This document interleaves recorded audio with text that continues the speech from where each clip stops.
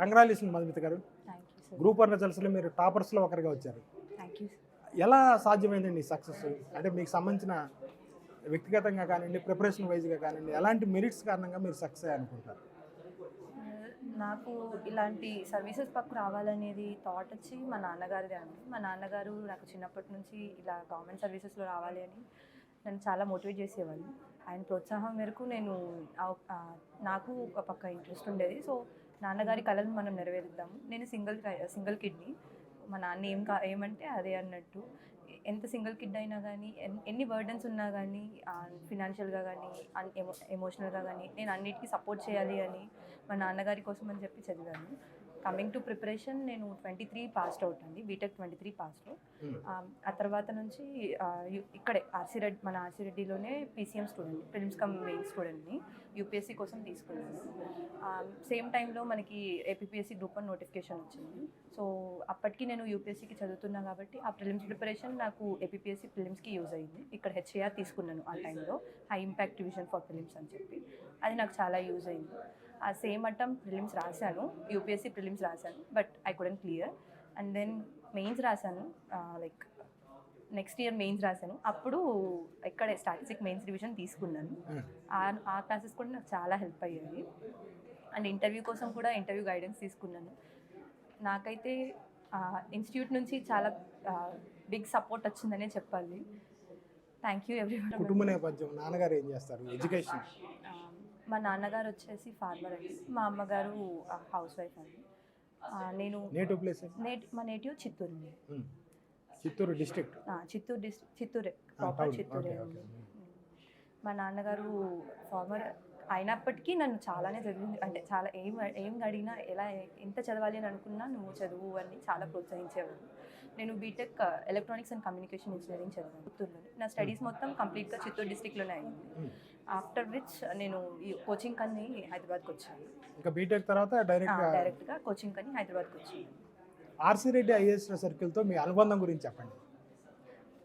చెప్పాలంటే నాది చాలా గట్టి అనుబంధం. 2.5 years కంప్లీట్గా ఆర్సీ రెడ్డిలోనే ఉన్నట్టు పీసీఎం తీసుకున్నాను. అన్ని ఏ కోర్సెస్ ఉంటే అన్నీ నాకు చాలా హెల్ప్ అయ్యాయి అన్నట్టే నేను చెప్పగలుగుతాను.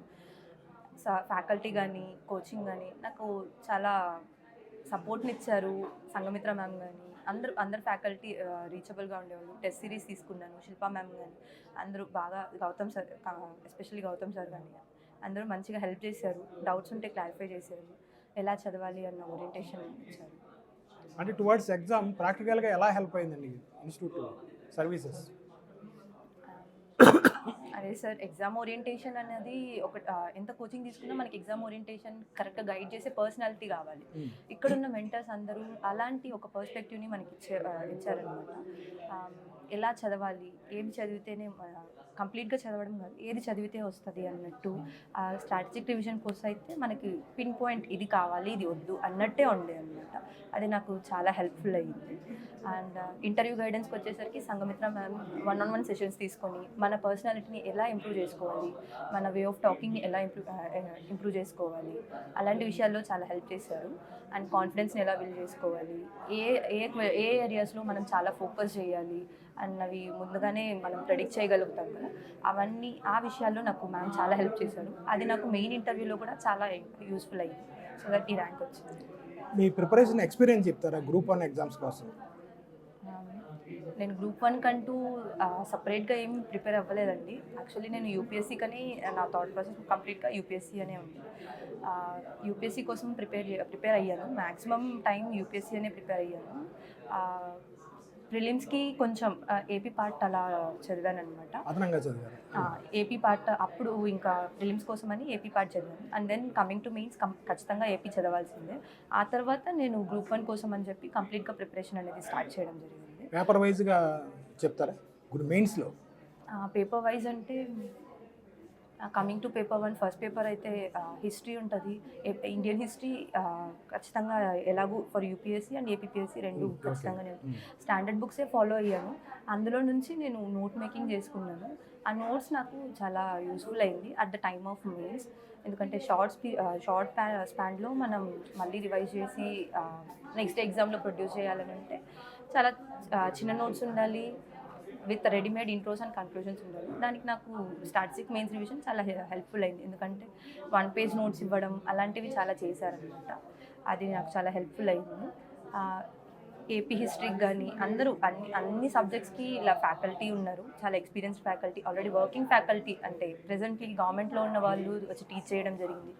వాళ్ళకి ఎగ్జామ్ ఓరియంటేషన్ తెలిసి ఉంటుంది, వాళ్ళ నుంచి మాకు చాలా హెల్ప్ఫుల్ అయింది. ఓకే అండి. తర్వాత గ్రూప్ 1కి ప్రిపేర్ అవ్వాలనుకునే స్టూడెంట్స్కి మీ సజెషన్స్? నా సజెషన్ ఏంటంటే అన్నీ చదవాలని అనుకోవడం తప్పు. ఏది చదవాలో తెలుసుకొని చదివితే, కన్సిస్టెంట్గా హార్డ్ వర్క్తో చదివితే ఖచ్చితంగా సర్వీస్ వస్తుందని నేను చెప్తాను. ఈ విషయంలో మీ అప్రోచ్ ఎలా ఉందండి, ఏం చదవాలో తెలుసుకునే విషయంలో?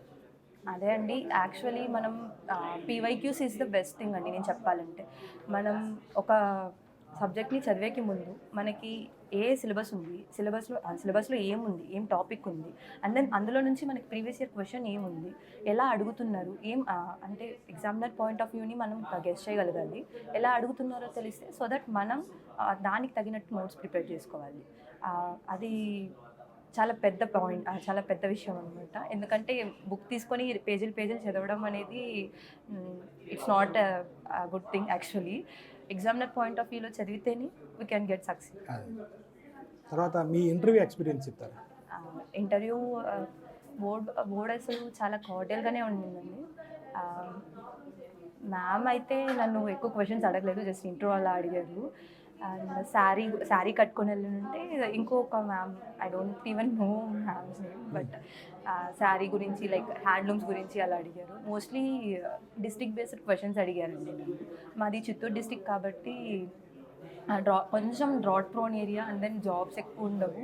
సో అలాంటి ఏరియాలో ఉన్న వాళ్ళు ఫేస్ చేసే డిఫికల్టీస్ ఏంటి, అండ్ దెన్ కాంపోజిట్ కల్చర్ ఉంటుంది మా డిస్ట్రిక్ట్లో, ఎందుకంటే border to Karnataka and Tamil Nadu.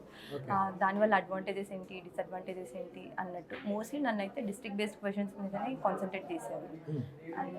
అంతే. మీరు ఇప్పుడు ఏ సర్వీస్ సెలెక్ట్ అయ్యారండి? Assistant commissioner of state tax అండి.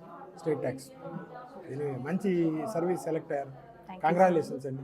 మళ్ళీ రాస్తున్నారు? సివిల్స్ రాద్దామని ఉంది, బట్ ప్రెసెంట్ అటెంప్ట్ అయితే కాదు. తప్పకుండా మీరు సివిల్స్లో కూడా మంచి ఫలితం సాధిస్తారని ఆశిస్తూ ఆల్ ది బెస్ట్ అండి. Thank you so much sir. Thank you.